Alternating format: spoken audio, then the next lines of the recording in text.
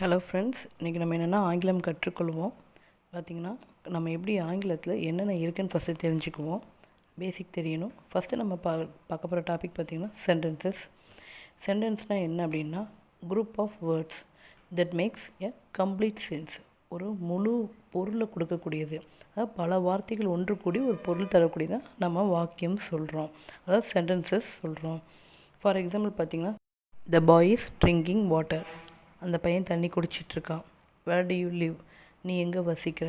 த roses smell sweet. அந்த ரோஜாக்களுடைய மனம் ரொம்ப நல்லா இருக்குது.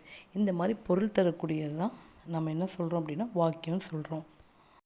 இப்போ நம்ம இந்த சென்டென்சஸ்லே என்னென்ன வகைகள் இருக்குதுன்னு பார்க்கலாம். அதாவது கைண்ட் ஆஃப் சென்டென்சஸ் எத்தனை வகைகள் இருக்குதுன்னு சொல்கிறேன். நாளைக்கு இதை பற்றின டீட்டெயில்ஸ் ஃபுல்லாமே நான் உங்களுக்கு சொல்லித்தரேன். இதை நீங்கள் தெரிஞ்சு வச்சுக்கோங்க. ஃபஸ்ட்டு பார்த்திங்கன்னா அசர்ட்டிவ் சென்டென்சஸ், அதாவது செய்தி வாக்கியம்.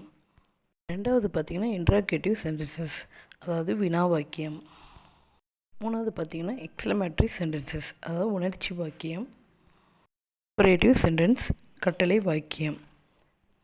இப்போ உங்களுக்கான டாஸ்க், இப்போ நீங்கள் ஒரு சென்டென்ஸை ஃபார்ம் பண்ணி நீங்கள் அது எதுவாக வேணால் இருக்கட்டும் எனக்கு கமெண்ட் பண்ணுங்கள். நான் உங்களுக்கு அது கரெக்டாக இல்லையான்னு சொல்கிறேன். இப்போ நம்ம ஒரு எக்ஸாம்பிள் பார்த்தோம்ல, the boy is drinking, the girl is walking, the girl is running. ஏதோ ஒன்று நீங்கள் எனக்கு எழுதி அனுப்புங்க, கமெண்ட் பண்ணுங்கள். நாளைக்கு இதை பற்றின தொடர்ந்து வாக்கியங்களை நம்ம பார்ப்போம்.